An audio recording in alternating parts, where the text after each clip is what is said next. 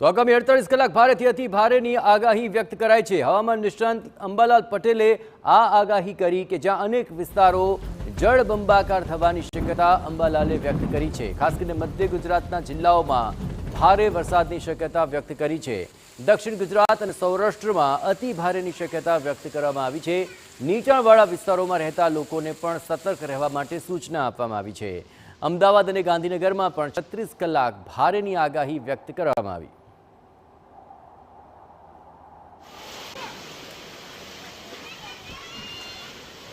આગામી 48 કલાકમાં ગુજરાતના કેટલાક ભાગોમાં ભારેથી અતિ ભારે વરસાદ થવાની શક્યતા હતા। કેટલાક ભાગો જળમગ્ન થઈ ગયા હોય તેવું જણાશે।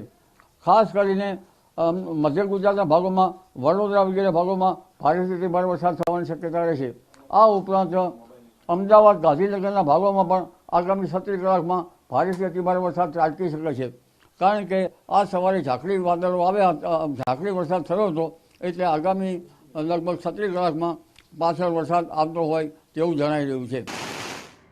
અંબાલાલ પટેલની આગાહી અનુસાર ઉત્તર ગુજરાત અને સાબરકાંઠાના જિલ્લાઓમાં પણ ભારે વરસાદની શક્યતા છે, તો દક્ષિણ ગુજરાત અને સૌરાષ્ટ્રમાં પણ વરસાદી જમાવટ જોવા મળશે। મહેસાણા અને ખેરાલુમાં ભારે વરસાદની શક્યતા સેવાઈ રહી છે, તો આગામી 36 કલાક અમદાવાદ અને ગાંધીનગર માટે અતિ ભારે સાબિત થવાની આગાહી કરવામાં આવી છે।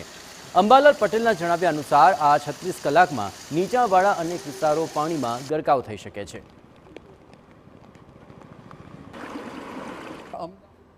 નીચાણવાળા ભાગો, ઝૂંપડપટ્ટીવાળા ભાગો અને ગાંધીનગરના પણ ઝૂંપડપટ્ટીવાળા ભાગોએ ખાસ તકેદારી રાખવાની શક્યતા રહેશે। પાછળના બેસતા વેપારીઓએ ખાસ તકેદારી રાખવાની શક્યતા રહેશે। અને અમદાવાદમાં તો જાણે નીચાણવાળા ભાગોમાં પાણી ભરી જતાં જાણે જળમગ્ન થઈ ગયું હોય અને પૂરની સ્થિતિ બની ગઈ હોય તેવું જણાશે। ચોમાસા અંગે હવામાન નિષ્ણાંત અંબાલાલ પટેલની આ મોટી આગાહી વીજળી પડવાની ઘટનાઓ વધી શકે છે, જ્યાં ગાજવીજ અને ભારે પવન સાથે વીજળી પડવાની શક્યતા વ્યક્ત કરી છે અને ભારે વરસાદ પણ વરસી શકે છે।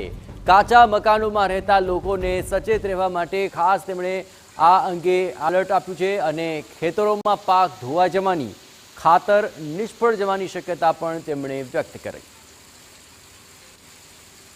આ વખતે ગાજવીજ વધારે થશે, પવનની ગતિ વધારે રહેશે, એટલે જનધને વીજળીના પ્રપાતથી પણ ધ્યાન રાખવું ઈચ્છ રહેશે। એટલે હવે ધીરે ધીરે તકેદારીનો સમય રહ્યો અને આગામી લગભગ તારીખ 26 થી 30માં પણ ભારેથી અતિ ભારે વરસાદ રાજ્યના કેટલાક ભાગમાં થવાની શક્યતા રહેશે। એટલે આ ચોમાસાનું વહન બંગાળ ઉપસાગરનું વહન વધારે સક્રિય થયું છે અને અત્યારે અરબ સાગરનું વહન છે, જે વહનના કારણે આ વરસાદ આવ્યો છે।